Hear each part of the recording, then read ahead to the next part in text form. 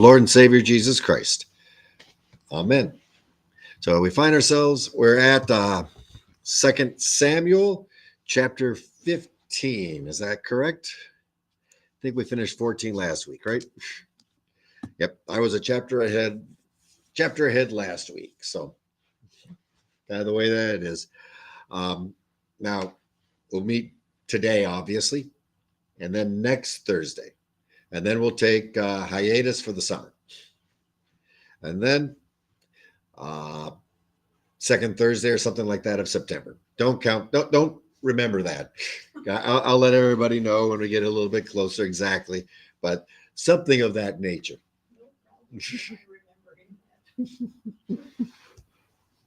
And I believe the ladies are downstairs doing the quilting today. So I think that's what they've got. What's taking place? Like that is what's taking place downstairs. So, and they're going to have give like a quilt to all of those graduating from high school this year. So,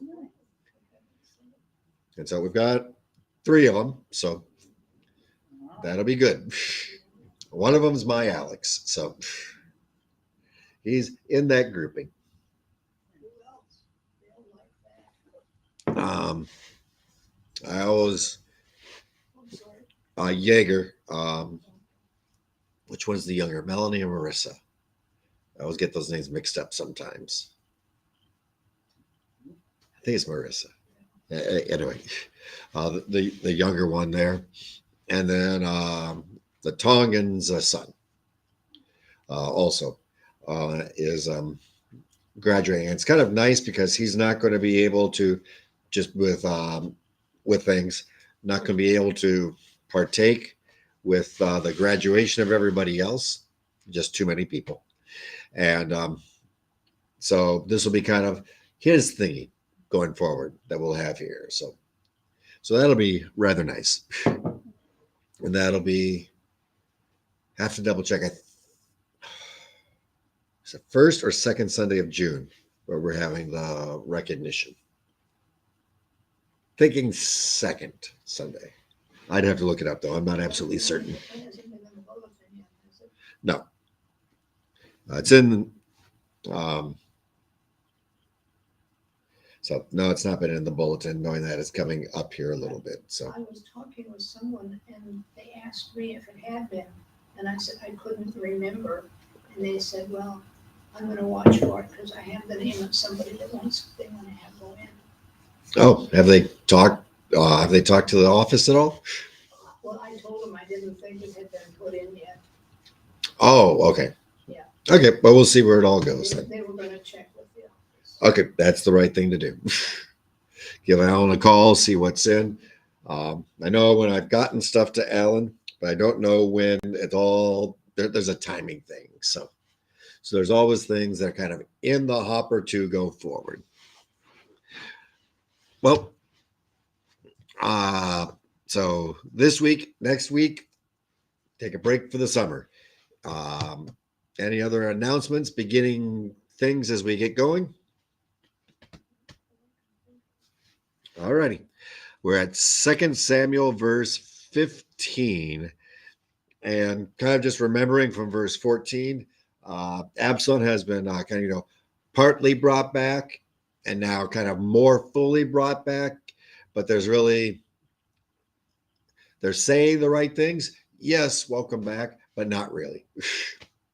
So kind of their lips are saying one thing, but their hearts are far from each other.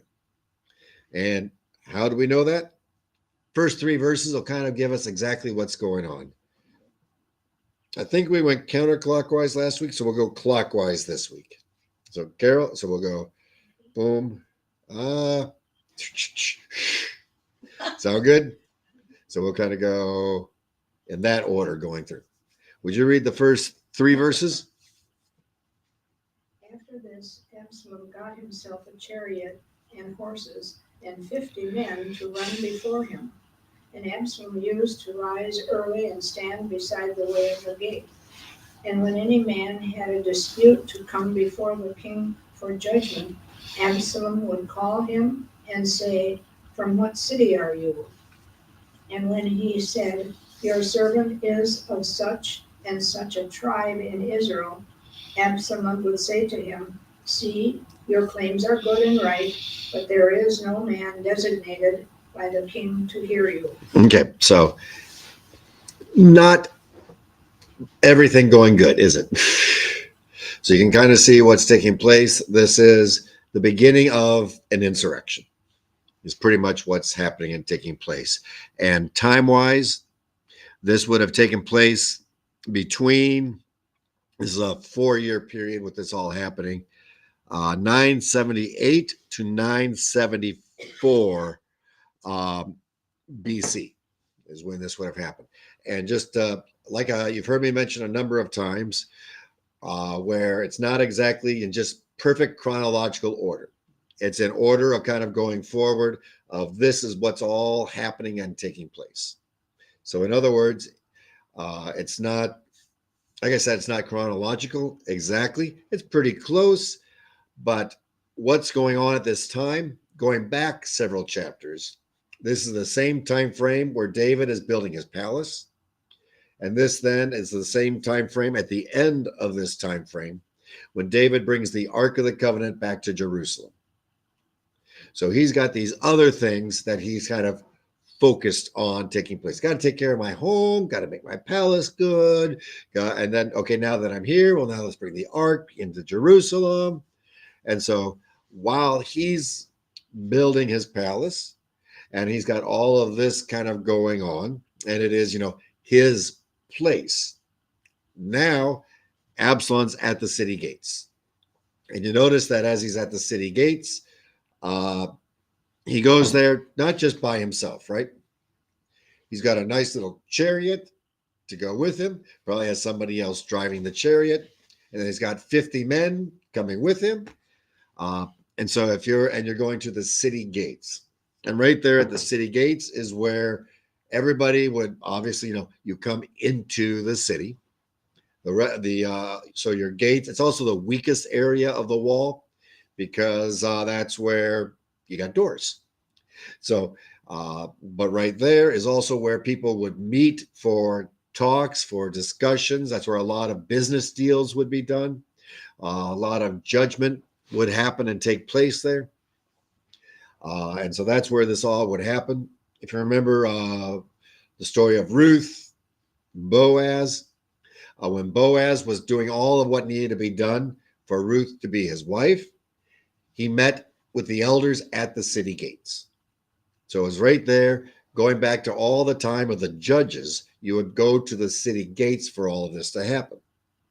Now that you've got kings, you tend to go more to the palace, right?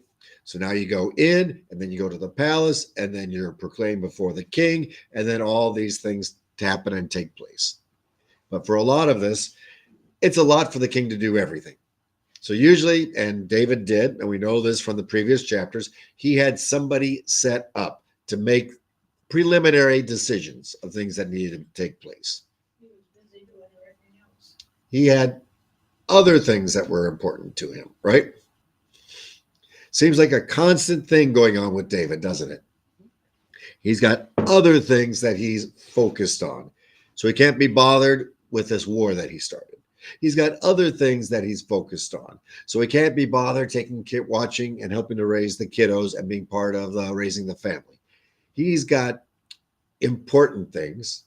And so what ends up happening? The really important things get neglected. They get kind of laid off to the side there. And so Absalom fills in that gap, doesn't he? So there's this void while David's busy. Now, if you're doing this for one day, you might get away with it and nobody know what's going on. When Absalom goes to the main part almost every day for years, David knows what's happening, doesn't he? He's trying to take over. Yep. And then what does David do to stop him? Nothing. He's not going forward and stopping this. And pretty much he's kind of acquiesced that, remember? All the story of Amnon and all of that happened that started then with all that's going on with Absalom. And so you've got all these issues that are going forward. And David basically allows his boys to do whatever they want to go forward, and he doesn't bring consequences, right? And after the first couple of weeks of doing this before the city gates, Absalom has no consequences. He just keeps on doing it. And then you kind of notice what he says. Oh, the king doesn't have the time in order to take care of your dispute. I'm the prince. Just come talk to me. I'll take care of things, right? And so basically, what is he doing by doing that?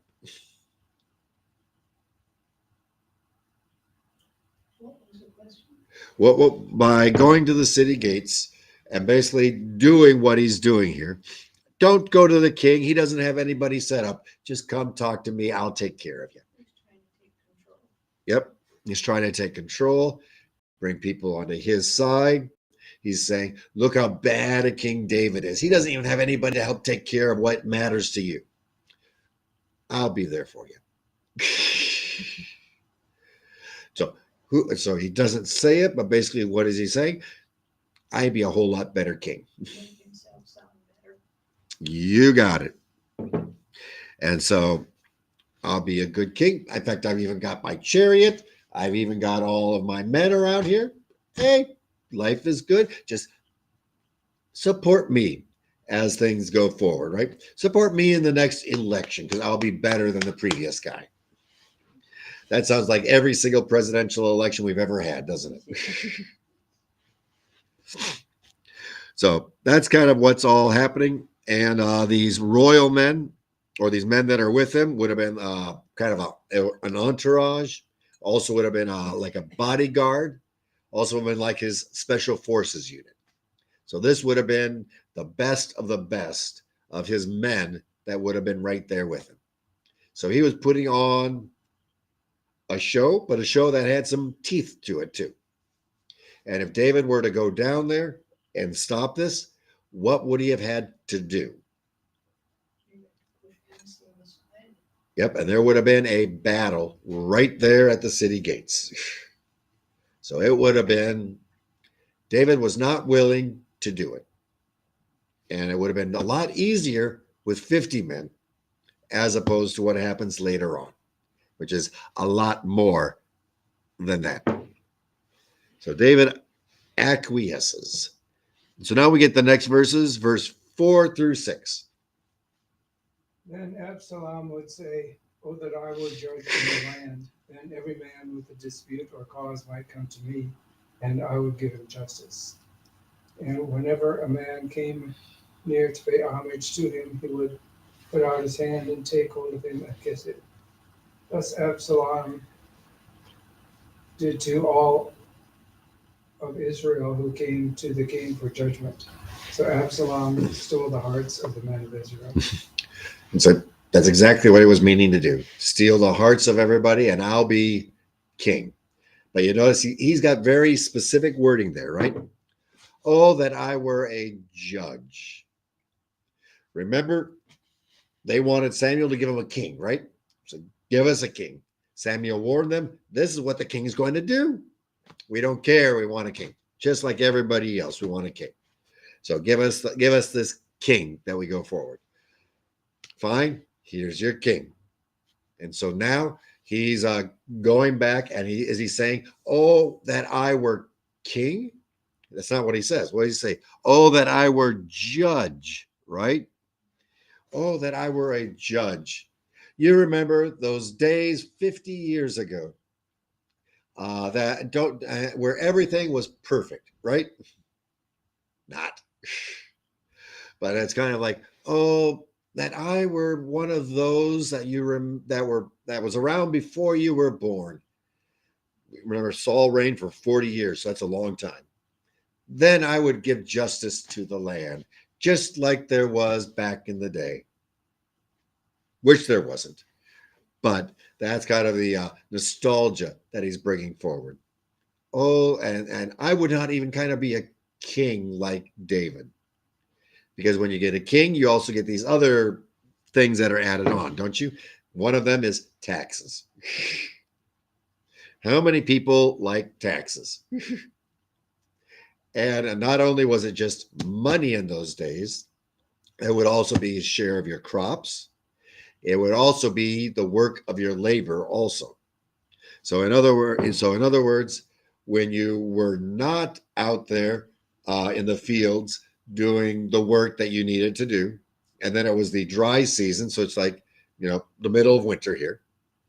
The farmers are not out working their fields in January. Shocking, right?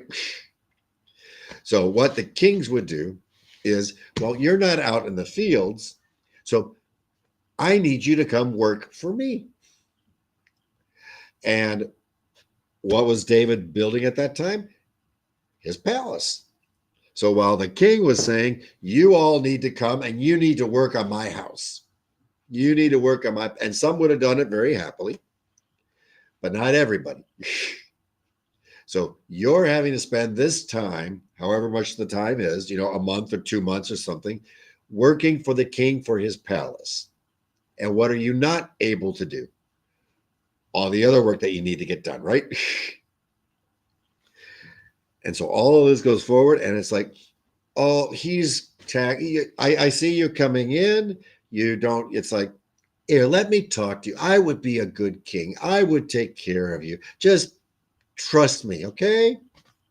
And so he steals the hearts of the people with promises of basically, this is the kind of king I would be. Is that what he would actually be? We never actually find out. But that's kind of the whole thing going forward. This very much sounds like a political thing, doesn't it? As we're coming up to elections not too far from there. Any other kind of thoughts right down in there?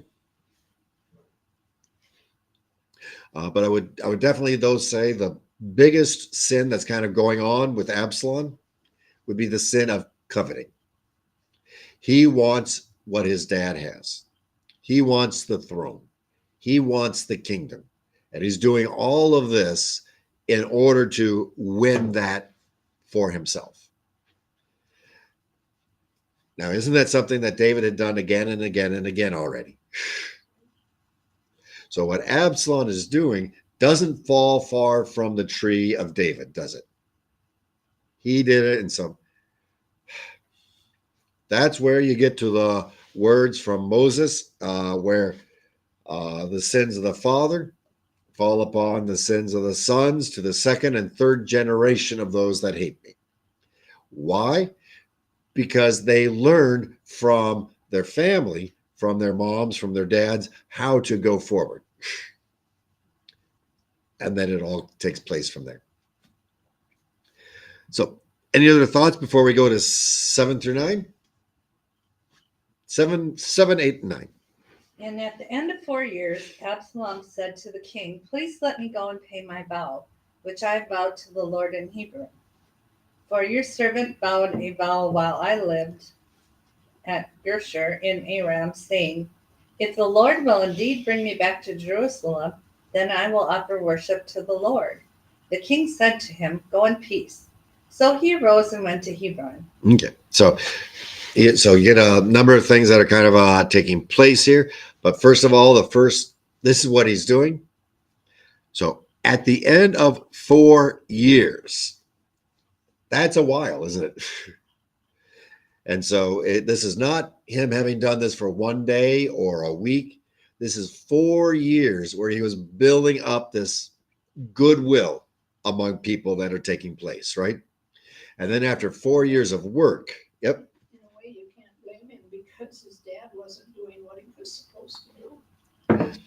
Well, his dad had somebody, and we know this was his responsibility. Yeah.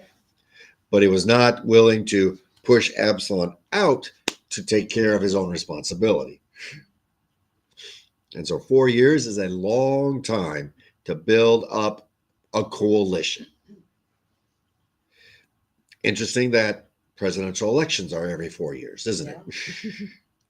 And basically, as soon as the previous guy is now in office, what starts to happen? They start getting ready. The opposition starts getting ready for the next 4 years, right? And so there's some truth to it that there is no pause in the political process. As soon as one wins and one loses, the one that's lost starts building up for the next that will happen and take place. And he's built this up for 4 years going forward. And then he says, now I just want to go and worship the Lord, okay, and fulfill my vow. Where I said, Lord, if you'll bring me back then and make everything good, I'll worship you. But how many years has it been? 4 years. How long? I mean, if he had this vow, Lord, and he didn't, but if he had the vow, Lord, get me back and I will worship you. And then the Lord does it. And then he waits 4 years. What does that say? That shows that his heart is kind of far away, isn't it? But he's trying to do this in order to continue to build his coalition against good old dad. So this is trying to put this forward. And you got the words, I'm going to go worship the Lord. What can the king say? Don't go worship God. Really? So he's kind of stuck there. Okay, go and worship him. Go in peace. Shalom. Any other thoughts in those couple of verses? Let's read 10 through 12.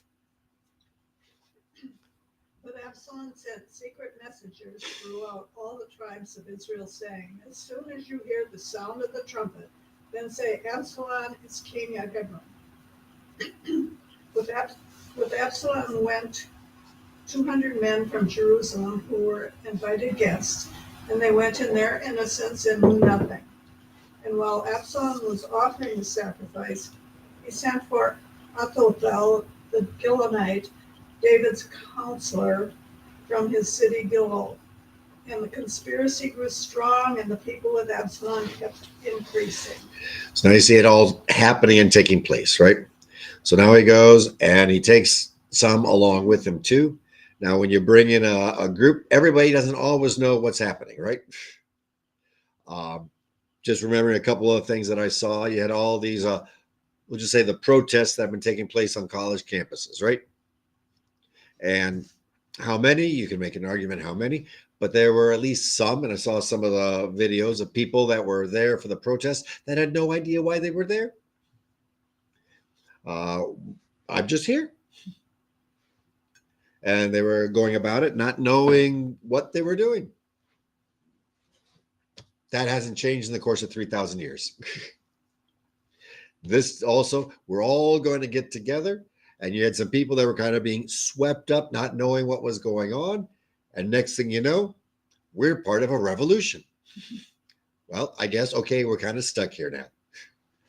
And so that's part of the part, and the 200 guests were probably well picked. So this was probably not 200 random people that just came along. This was probably some invitations to get 200 people that you knew you wanted to have with you as you went forward.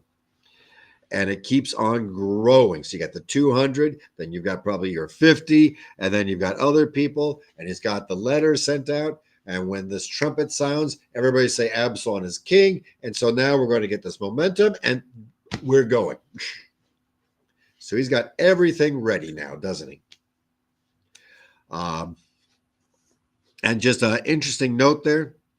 You've got Ahithophel, the Gilonite. That kind of seems like a throwaway word in there, doesn't it? But this gentleman, he goes to the great grandfather of Bathsheba, David and Bathsheba. And so you remember all of what David did in that whole regards, right?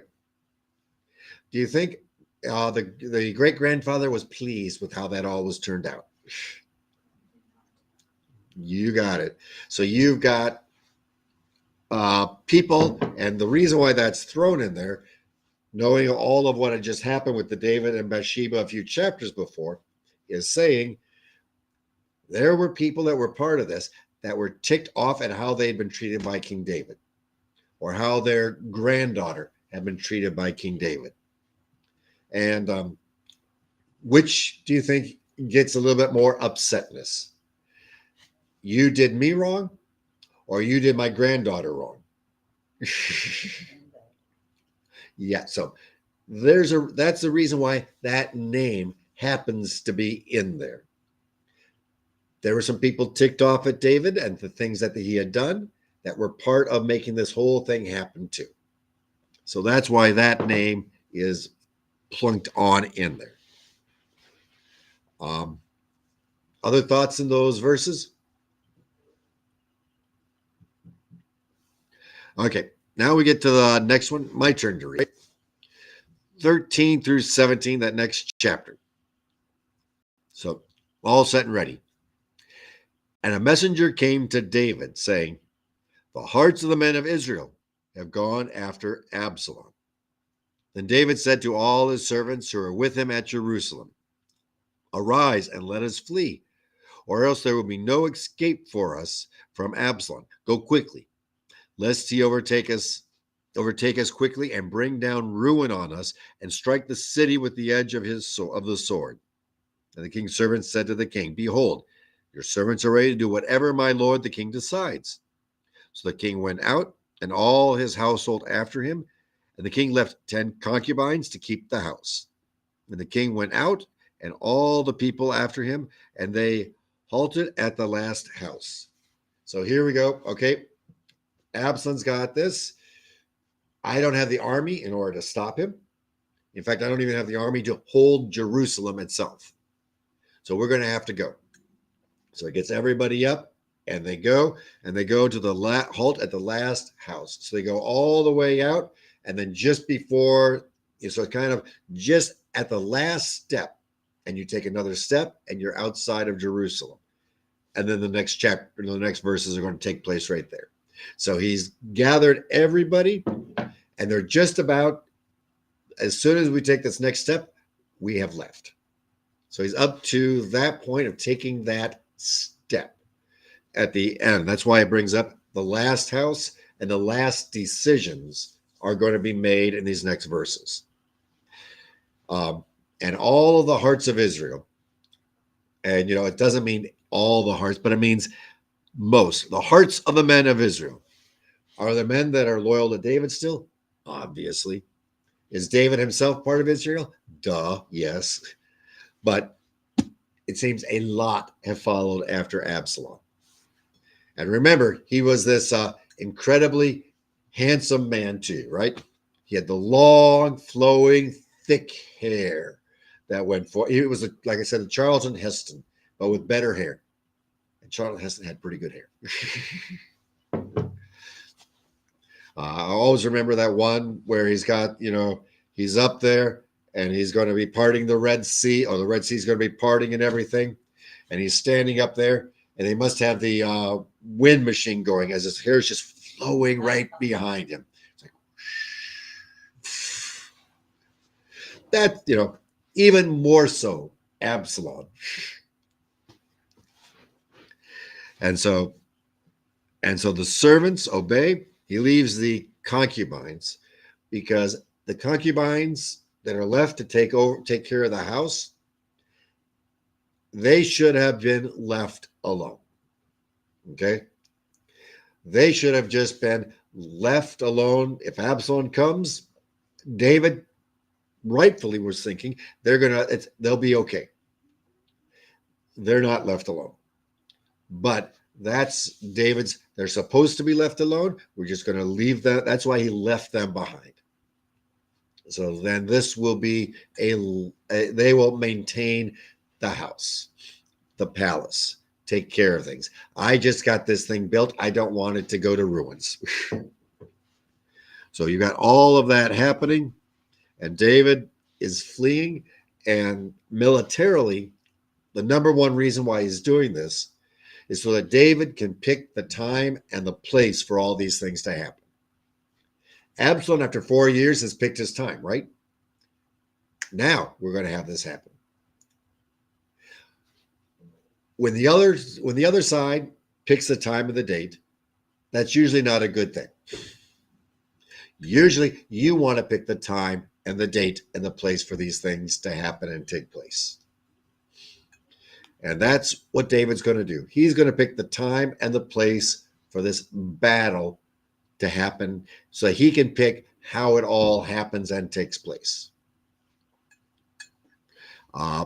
Any other thoughts in those verses? Nope. Second time around. You've got the whole next paragraph. Just 18? The paragraph 18 to 23. Okay. And all his servants passed by him, and all the Crethians, and all the Pethlites, and all the 600 Levites who had followed him from God, passed on before the king. Then the king said to Ittai and Gittai, why do you also go with us? Go back and stay with the king, for you are a foreigner, and also an exile from your home. You came only yesterday, and shall I today make you wander about with us, since I go I know not where? Go back and take your brothers with you, and may the Lord show steadfast love and faithfulness to you. But Ittai answered the king, as the Lord lives, and as my lord the king lives, wherever my lord the king shall be, whether for death or life, there also will be your servant be. And David said to Ittai, go then, pass on. So Ittai and Gittai passed on with all his men and all the little ones who were with him.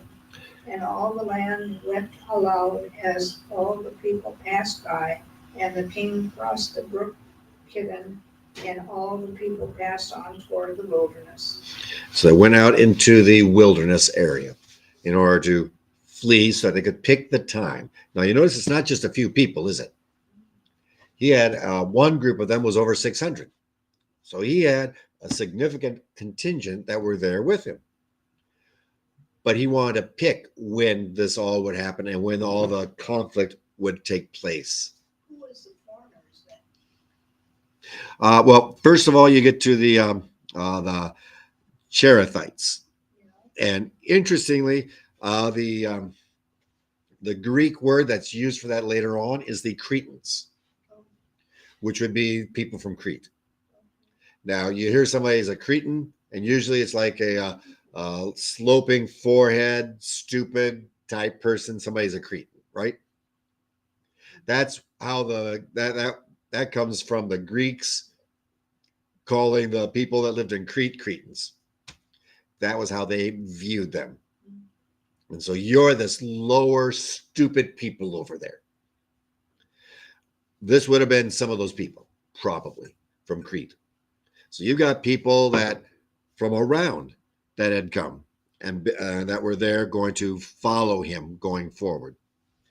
So you had a number of non-Israelites. You had military units that were coming out and following him, that were fleeing. You had foreigners that were following. But the big instance that's really being brought forward here that's connected is, remember we started this whole thing looking at Ruth. I forget how long ago when we started that. And then we went through the book of Ruth.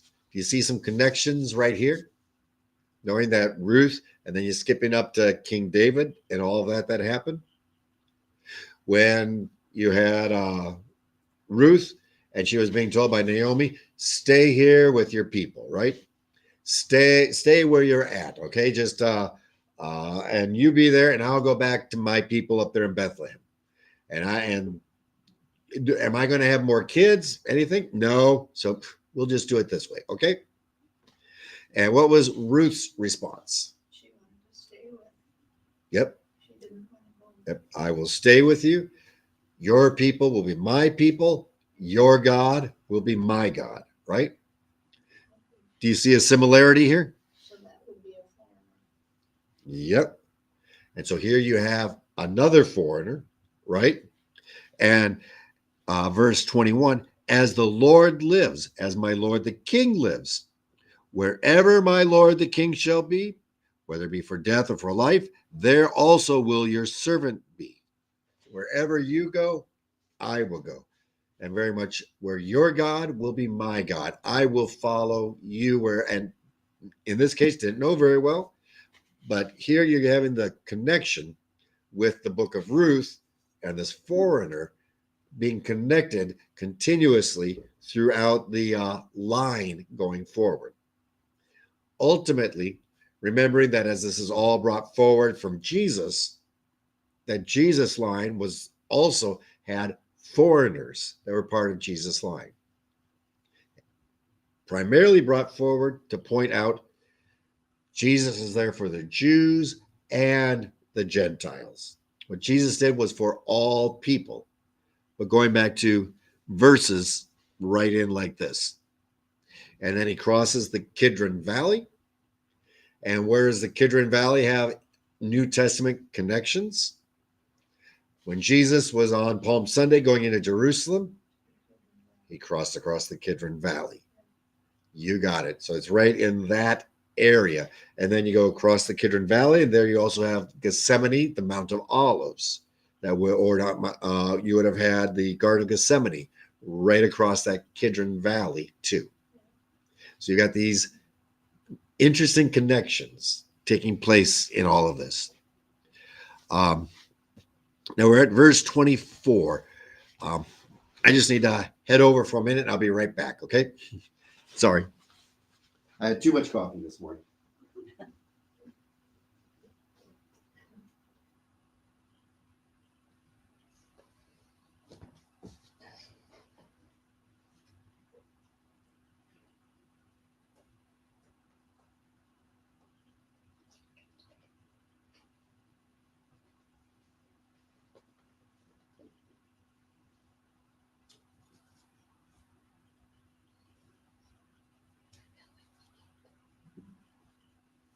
Donna, do you remember when we were in Israel, we stayed on the east side of the Kidron Valley? Jerusalem was here, the Kidron Valley, and our hotel. We could look right across the Kidron Valley to the. Oh, when did you go there? Huh? When did you go there? Well, the church, it's probably been about 25 years ago. Wow. I think it was 99. Oh, yeah, yeah, it's been a long time. Yeah, 99, I remember, it was just before the protests. Sorry about that. Just before the turn of the century. Yeah. That's right. Fun. So that would have been 1999, because the guide was booked from January till the end of September that following year. So let's keep going. Sorry about that. Just needed to take a little break for everybody online. So we've got the next piece here, verse 24 through 29. You get the long one? Or whose turn? Okay. Thanks, Dan. And Abiathar came up, and behold, Zadok came also with the Levites, bearing the ark of the covenant of God, and they set down the ark of God until the people had all passed out of the city. Then the king said to Zadok, carry the ark of God back into the city. If I find favor in the eyes of the Lord, he will bring it back and let me see both it and his dwelling place. But if he says, I have no pleasure in you, behold, here I am. Let him do to me what seems good to him. And the king also said to Zadok the priest, are you not a seer? Go back to the city in peace with your two sons, Ahimaaz, your son, and Jonathan, the son of Abiathar. See, I will wait at the fords of the wilderness until word comes from you to inform me. So Zadok and Abiathar carried the ark of God back to Jerusalem, and they remained there. Now, like I was mentioning before, you got the time frame taking place, right? So he had just built his palace there in Jerusalem. And then the next thing that he was busy with was bringing the Ark of the Covenant back to Jerusalem. And so it was after 4 years. Now, do you notice several things going on here?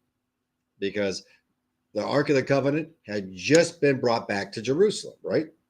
And you had the 6-month ordeal of bring the Ark of the Covenant back to Jerusalem. And then they did not follow the Old Testament, how to bring it to Jerusalem. And so you had the person kind of reaching out and then touching and then dying, right? We'd gone through that a couple months ago. And they had basically just put the ark on a cart, and they were going to haul it on into Jerusalem. When the Old Testament, or it's all the Old Testament, but when the law of Moses said you are to have the priests, the poles, carry, this is how you are to do it.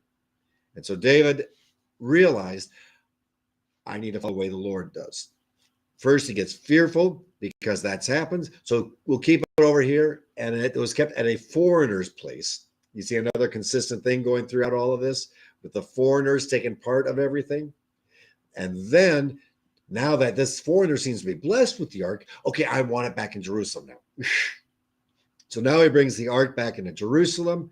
He does it properly. He has sacrifices all the way along to the Lord. We're bringing the ark back to Jerusalem. That's where he dances. You've got the whole thing with Bathsheba, who then is kind of like or not with Bathsheba, with another one of his wives, who kind of then says, you're dancing and you are not having the royal dignity going forward, because he was just joyful. The ark is now coming in. So all of that had happened. And now, very soon after, how soon after, don't know, months after, now David has to flee Jerusalem. And there was the blessing that happened on the household because the ark was there. Now it was brought to Jerusalem. And so now basically they're kind of bringing the ark, and let's bring the Ark of the Covenant along with you, David, so that you will be blessed. So that all of this will bless you, David, as you go out. And David says, no, keep it where it needs to be, in Jerusalem. Good decision. Good decision right there. And let the priests, who were the ones, Zadok was the one that then helped to bring the ark properly back to Jerusalem. So he says, no, you go back, you be there, you watch over the ark, you keep people focused on the Lord. Because if he had taken all of that away, he would have left a gaping hole there, right? And so they would have started to very easily start to follow other gods quickly. So he says, no, keep the priest's sons, keep the ark in Jerusalem, so that even with Absalom there, you have this looking to the Lord. And then you got the second reasoning why he does this too.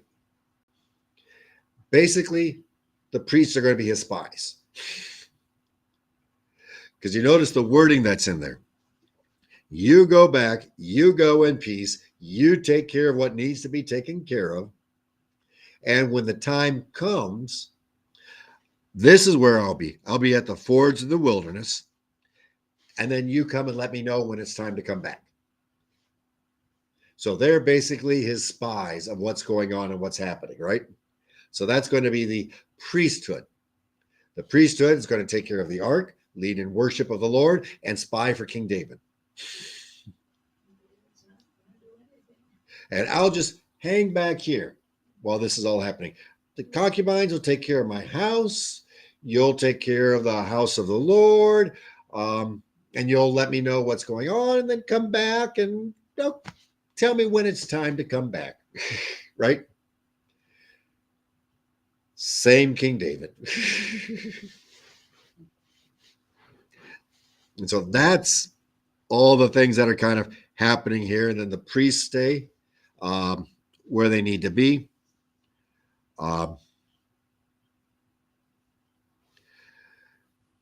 Any other kind of thoughts right in the midst of this as they're leaving? Because remember, they're at this last step. They take the step out, and now they are gone. They're not going to be coming back. So all these decisions are made at the last house of Jerusalem. But remembering how God makes these incredible connections all the way through here. Because again, they're going out into the wilderness, right? Until they come back to Jerusalem. What did Jesus do? At the beginning of his ministry, he went out into the wilderness, the same place. He could have gone anywhere. He went into the wilderness, the same place where David went and hid until the time came for David to come back to Jerusalem. Jesus went out until the time came for him to come back, ultimately in Jerusalem, to go to the cross. Now, he went to Jerusalem for the Passover and other things of that nature too, but you're seeing some of the connections. Fascinating, because the very next verse, we're going to go to the Mount of Olives. So any last thoughts before we read verse 30 and 31? Okay, 30 and 31. But David went up the ascent of Mount of Olives, weeping as he went, barefoot and with his head covered. And all the people who were with him covered their heads, and they went up weeping as they went. And it was told David, Ahithophel is among the conspirators with Absalom. And David said, O Lord, please turn the counsel of Ahithophel into foolishness. Now, right there, a couple of things, but this gets similar to when you get into the Mount of Olives, and that same wording. And I just Mark 11:1 is Palm Sunday. From the Mount of Olives, Jesus came to Jerusalem. And then 14:26 is Jesus in the Garden of Gethsemane. And the wording there is specifically in Mark, in the Mount of Olives. So why does he bring up specifically all of this as Jesus is going through Passion Week, going through his passion and bringing forth the Mount of Olives? You see some similarities with the mourning and the weeping and all of that taking place, right? So he's trying to bring forth this image, Mark is, in Mark 11 and Mark 14, of, kind of leaving out to Jerusalem and going with the Mount of Olives, bringing up to the resurrection that will happen and take place. But with the Mount of Olives, he's bringing forth the image of all of this mourning and weeping and ashes and things of that nature of Christ going through Passion Week, going to that garden in the Garden of Gethsemane on the Mount of Olives, where you have the weeping, not the tears, but the sweat as though of blood upon him was so intense as this was happening. So it is intense what's happening. Now, Ahithophel, that's right there. See, he's going to give this, and he says, may this being brought forward to foolishness. Now, you're in the midst of this. Everybody doesn't exactly know who's on whose side. So you're going to run into bits of all of that. So sides are kind of being chosen in the midst of all of this. And he says, oh Lord, may his counsel become foolish with what happens. And then we get to the last pieces that are here. But remember, he's keeping some people in Jerusalem in order to try to thwart the wisdom for Solomon, or not Solomon, but for Absalom. So now we get to the last verses here, and kind of keeping all of this in our heads. Let's read the rest of the chat. Who's starting? Yours or mine? My turn? Yours. Sounds good. While David was coming to the summit where God was worshipped. Now just kind of notice those words there, where God was worshipped. So you have kind of the Mount of Olives going to this high place across the Kidron Valley. Temple had not yet been built. And so they were worshiping on a high place that was there. And if you go to the top of that Mount of Olives, you can look across the Kidron Valley today, and there is the temple, or where the temple was. Today you have the Dome of the Rock. That's right there. But you can see it is right there. And just because it has the Dome of the Rock, you got the golden colored dome there, it sticks out. There is no, can't see where it is. It's there. It is when you're doing it. Dan and me, we've seen Yep, and I managed to be there once, long time back too, and you see it. There is no, I can't see it in the midst of all those buildings. It is, there it is. Pretty impressive. But noticing this is before the temple is built. Solomon's going to be one that will build it. But you go off, and so they obviously worshipped on the higher place, which would have been the Mount of Olives, right across that Kidron Valley there. So they came to the summit where God was worshipped. Behold, Hushai the Archite, another foreigner. And so you're getting all of this. Remember when you come to the Pharisees and the Sadducees with Jesus' time, how much they were, must be Jewish, must be pure Jewish going all the way down. Or remembering Paul, I had the perfect line. I had all of this. I was a Jew of the Jews, right? And I had the right teacher. I had the right place. I followed the Pharisees. And it was nothing compared to the grace of God in Christ Jesus. But in other words, note that it was very much the pure line of being a Jew was important, especially as opposed to the Samaritans. Because the Samaritans were that, it's a horrible word, but it gets the image of what's going on. They were those half-blooded Jews, was very much how the Jews viewed the Samaritans. Because when they were taken away into exile, the people that were left mingled with the other people that were there. So they were not pure-blooded Jews. So that you got bluish, that's what, or you got some Jewish blood in you, but you're really at best half Jewish or worse. So you're down here compared to us. That was some of the awful ways that the Samaritans were treated. Thus, when you get to the parts about the Samaritans, where they are in the New Testament brings that forward. Not saying it's right, just what happened. So here you have another foreigner, though. So he came to meet with him with his own coat torn and dirt on his head. In mourning is basically what he was doing. David said to him, if you go on with me, you will be a burden to me. But if you return to the city and say to Absalom, I will be your servant, O king, as I have been your father's servant in time past. So now I will be your servant. Then you will defeat me for the counsel of Ahithophel. Are not Zadok and Abiathar the priests with you there? So whatever you hear from the king's house, tell it to Zadok and Abiathar the priests. Behold, their 2 sons are with them there, Ahimaaz and Zadok's son, and Jonathan, Abiathar's son. And by them you shall send to me everything you hear. So Hushai, David's friend, came into the city just as Absalom was entering Jerusalem. So he was timing this out just right. But you can see exactly what David's doing here, right? If you come with me, you'll be a burden. But you know what? If you go back, you'll be able to be part of Absalom's court. So you'll hear all of what is happening and taking place. And because you're a foreigner, guess what?